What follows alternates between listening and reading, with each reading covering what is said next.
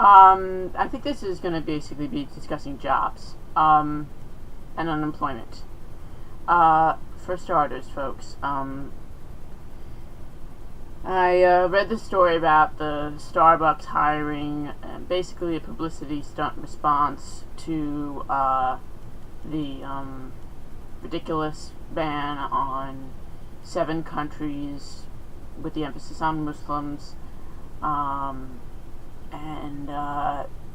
the only the 7 countries that we bombed, but there's no terrorists from, and some people are now boycotting Starbucks. I'm not gonna be one of them.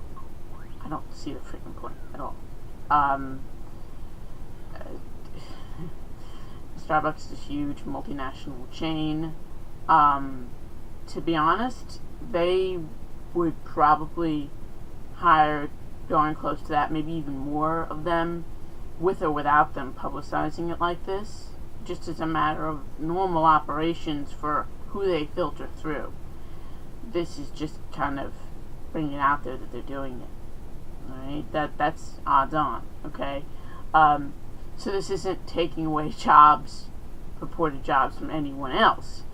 And it's more than anything, it's just a pledge. And again, the odds are, they're already doing it. They were already going to do it with or without this extra added publicity jolt. So, to me, boycotting them ain't going to do anything. Boycotting them and giving them more attention when the reason that they said this was to get attention. So it's net nonsense. If anything, it's just helping. Even the boycott is probably just helping their sales. So it's pointless. Overall, the unemployment rate, keep in mind, and this is what needs to be understood by people more. The unemployment rate, in terms of how it's calculated, and it's okay, and this is a real issue, is that it does not count you as being unemployed in that rate if you've been out of work for, I forgot whether it's either 9 months or a year, and you're still looking for work, because it automatically assumes that you're no longer looking for work, even when many people really are, in fact, still looking for work. 9 months, a year, 2 years, 3 years, 4 years, 5 years out, they're still looking for work. Or they're getting under the table money in terms of working off the books, or both. So, it's meaningless. The actual, if you want to talk about people that want a paying job and don't have one in this country, in the United States of America, you're talking about at least 20 to 30, probably more like 30 to 35%. Especially if you're including people who have disabilities who really do want to work but can't find anything. And then if you want to include people who are underemployed, okay, which is to say they really don't have enough work hours or can't get enough to either get their real needs met, or which is to say they're receiving assistance programs on top of working, okay, or in some cases they're part-time, they can't be, okay, in terms of really affording things, and that's why they're on it. Although again, sometimes people are working 60 hours a week and they still can't afford to make ends meet. They're, to some degree, they're kind of underemployed, but they're really not. Okay? And so when you include all of those different segments of society, or just even the people who are looking for work longer and have been out of the job longer, or people who are only working as opposed to 40 hours a week, like 12, alright? But really are able-bodied and are trying to get more, but they can't. Okay, or disabled persons on disability who could use a part-time job but can't get one. Alright? You're talking about at least 45 to 50%. of the U.S. population right now. All right, in terms of working age citizenry,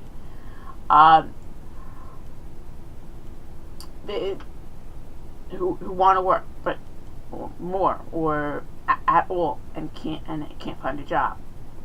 And the thing about that is that the reason why our society, quote unquote, hasn't collapsed is that with the degree of mechanization that we have in terms of how much more efficient due to computers and machines and a whole lot of other different advances, okay, but mainly it's technological advancements in terms of machines. We really don't need, okay, in terms of jobs, okay, beyond the concept of a whole bunch more artists who would never be able to earn a quote-unquote living at it in terms of selling their work, or people who could just do philosophy if they otherwise, and, in essence call talking like some guy I am here, call that living, okay? But again, a wide variety of artists, okay? Which, again, art is a necessary part of society, but again, in terms of actual people that we need to keep society afloat with regards to people dealing with making our food, making our tools, growing our food, growing all of this, making everything and serving every person's need, we really don't need more than about 30 to 40% of the global population working. Fact, odds are, depending upon how much quote-unquote stuffed mentality we had, we could probably get away with 20 to 30% employment, okay? Especially if you want to call employment a job that is the 35 to 40 hours. Now, if you want a greater, and if as a society we decide that we still want to be humane to people, but we want to give them all a job, or most of them a paid employment position, then the only way to really do that, okay, and not have jobs that are meaningless, okay, in the scheme of things, included in that, which right now got news for you, there's a whole lot of people that are working that they're not doing anything meaningful in terms of supporting society. They're pushing around nonsensical paperwork, and or they're just, again, they're doing menial tasks that really overall they're not needed, okay? To be honest, a hearty chunk of it is in the quote-unquote human services in terms of welfare. A hearty chunk of that is also in terms of sales people, okay? But those are the industries that I could think of immediately off the top of my head the quickest. But there's and also a lot of quote-unquote middle management level positions. They're not really needed in the overall societal structures, okay? And therefore it's an unneeded job, okay? In many cases, these people feel like they're in a dead end, and they're rather, understandably, to be honest, quite depressed, or at least melancholy, and because they feel like they're stuck, and they kind of are, because right now we've not gotten through the concept that they're really not needed in terms of in that functional, so quote-unquote functional spot. And if it wasn't for the concept of you need to get a job, structure bound for the good of society, you're functioning, which to me at this point, in a lot of cases, is just plain garbage. It's not true. Then they would be healthier and happier, and society would not in any way go down if instead of, with a lot of those people, if you just said, you know what, here's enough to survive. Go home and stay with your family. You know, be it the case of if they have kids, and be at home more with their kids, nieces or nephews, be out more with them. Help be a park guide, not even necessarily a paid ranger, but just someone that assists in, you know, tagging along as a spotter for people as a ranger, okay? Or just someone that helps out at a daycare, voluntarily helps to make sure that children could cross streets safer, okay? And they're going to school, okay? Or anything else. I mean, these,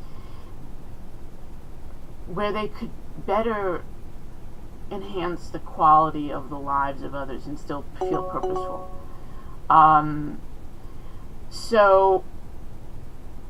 But again, in order to do that, in order to let these people do that, we have to decrease the number of hours that we say this is full time, and either up the salaries in terms of hourly wages. Okay, I'm not in favor of a quote-unquote $15 federal minimum wage in this country. I'm not really in the fight for 15. I'm in the fight for 45, okay, dollars an hour, right? Because the minimum wage was supposed to be a matter of supporting an adult, supporting their spouse and at least one, if not two kids, the basics thereof, without any assistance programs whatsoever.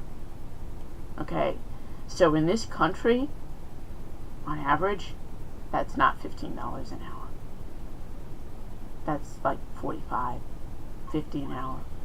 And in some areas like the one that I'm in, which has a $15 minimum wage, that's more like 55, if not really more like $70 an hour. All right. In fact, I'd say in the 5 boroughs, it's probably about, $75 an hour. Okay.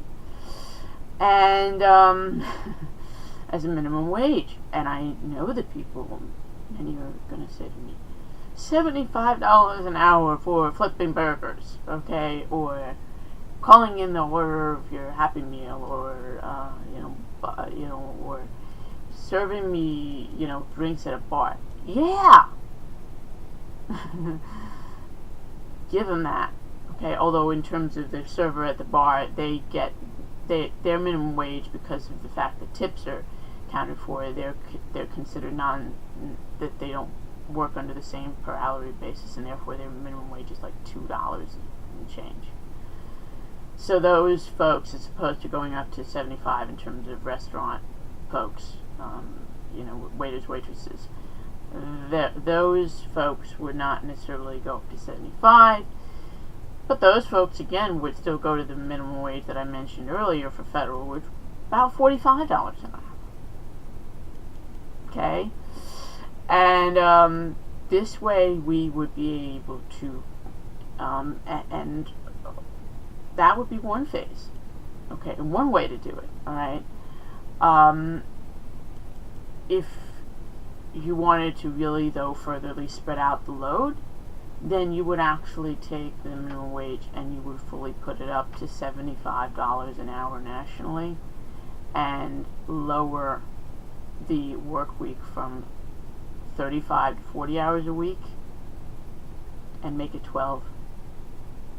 Okay, 12 to 15 hours. Cut the work week in half, roughly, if not more, in my case, as an example, and raise up everyone's hourly wage, again, 75 to 80 bucks an hour.